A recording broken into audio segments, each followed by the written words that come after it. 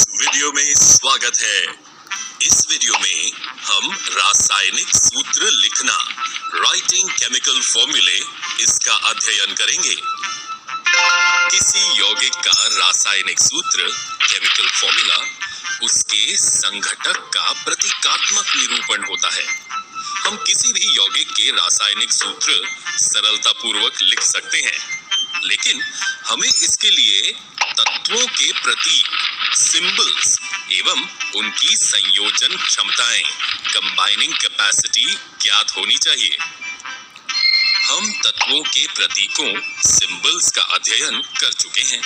आइए अब हम तत्वों की संयोजन क्षमता, कंबाइनिंग कैपेसिटी के बारे में जानें। किसी भी तत्व की संयोजन क्षमता, कंबाइनिंग कैपेसिटी, उसकी संयोजकता, वैलेंसी कहलाती है। हम किसी एक तत्व के परमाणु दूसरे तत्व के परमाणुओं के साथ किस प्रकार से संयुक्त होकर एक रासायनिक यौगिक का निर्माण करते हैं, इसे संयोजकता, वैलेंसी का उपयोग करके ज्ञात कर सकते हैं। आइए संयोजकता, वैलेंसी को हम एक उदाहरण द्वारा समझें। कल्पना कीजिए, यदि एक ऑक्टोपस को कुछ मानवों को इस प्रकार पकड़ना है कि उसकी 8 भुजाएं मानवों की दोनों भुजाओं के साथ प्रयुक्त हो जाएं, तो ऑक्टोपस कितने मानवों को पकड़ सकता है? यदि हम ऑक्टोपस को O तथा मानव को H के प्रतीकों से निरूपित करें, तो क्या आप इस संयोजन के लिए सूत्र लिख सकते हैं? ऑक्टोपस 4 मानवों को पकड़ सकता है, इसलिए हम इसके सूत्र को OH4 के रूप में लिख सकते हैं, जहां 4 ऑक्टोपस द्वारा पकड़े गए मानवों की संख्या को प्रदर्शित करता है। यहाँ आप कुछ सरल एवं बहुपरमाणुक आयनों की संयोजकताएं देख सकते हैं। आइए अब हम रासायनिक सूत्र, केमिकल फॉर्मूले लिखने के नियमों को देखें। 1.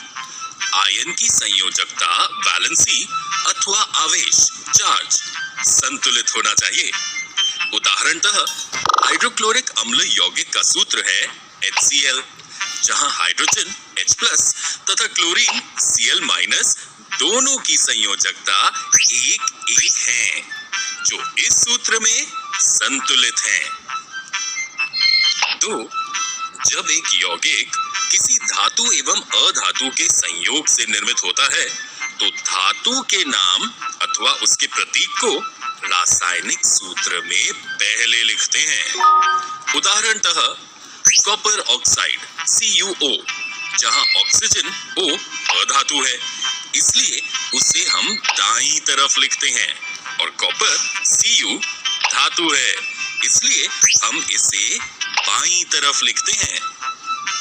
3.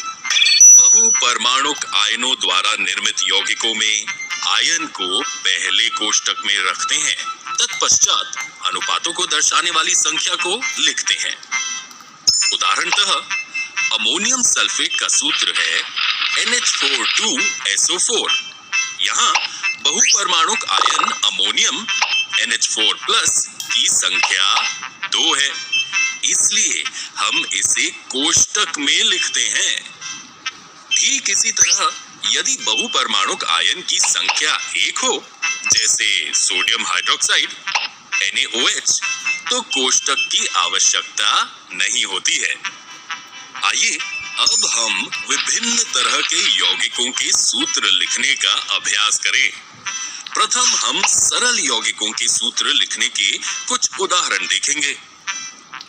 2 भिन्न तत्वों से निर्मित सरलतम यौगिकों को द्विअंगी यौगिक, बाइनरी कंपाउंड कहते हैं। उदाहरण के लिए हाइड्रोजन सल्फाइड जैसे आणविक यौगिकों के सूत्र लिखते समय हम पहले संघटक तत्वों हाइड्रोजन एवं सल्फाइड के प्रतीक H और S लिखकर उनकी संयोजकताएं 1 एवं 2 लिखते हैं। तत्पश्चात संयोजित परमाणुओं की संयोजकताओं को क्रॉस ओवर करके इस तरह से H2S अणु अणु सूत्र लिखते हैं।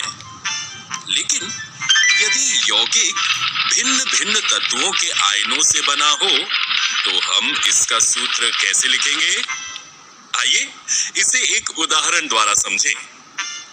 मैग्नीशियम क्लोराइड यौगिक मैग्नीशियम Mg2+ एवं क्लोराइड Cl- आयनों के संयोजन से बनता है।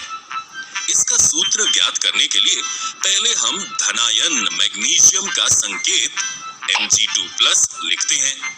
इसके पश्चात ऋणायन क्लोराइड Cl- लिखते हैं।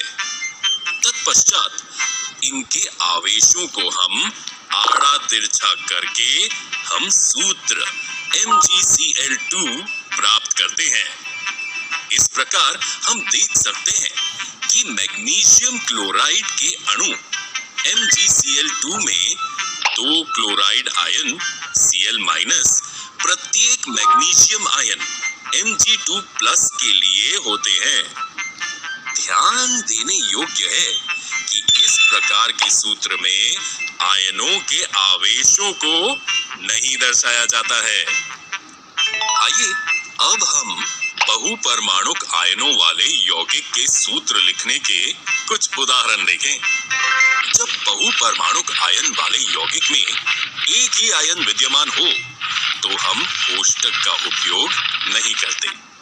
उदाहरणतः सोडियम कार्बोनेट में एक परमाणु वाले सोडियम आयन Na+ के 2 आयन तथा बहुपरमाणुक कार्बोनेट आयन CO3 का एक ही आयन विद्यमान है। इसलिए इसके सूत्र Na2CO3 में बहुपरमाणुक कार्बोनेट CO3 आयन को हमने कोष्टक में नहीं लिखा है। जब सूत्र में एक ही आयन के 2 या 2 से अधिक आयन होते हैं तो हम उनके लिए कोष्टक का उपयोग करते हैं। जैसे कैल्शियम हाइड्रोक्साइड का सूत्र कोष्टक के साथ CaOH2 है, न कि यूं ही CaOH2। यहाँ OH को कोष्टक में लिखकर पादांक 2 लगाते हैं, जो ये निर्दिष्ट करता है कि एक कैल्शियम परमाणु के साथ 2 हाइड्रोक्सिल समूह जुड़े हैं। इस वीडियो में हमने रासायनिक सूत्र लिखना, राइटिंग केमिकल फॉर्मूले सीखा। अगले वीडियो में हम आणविक द्रव्यमान एवं मोल संकल्पना, molecular mass and mole concept का अध्ययन करेंगे।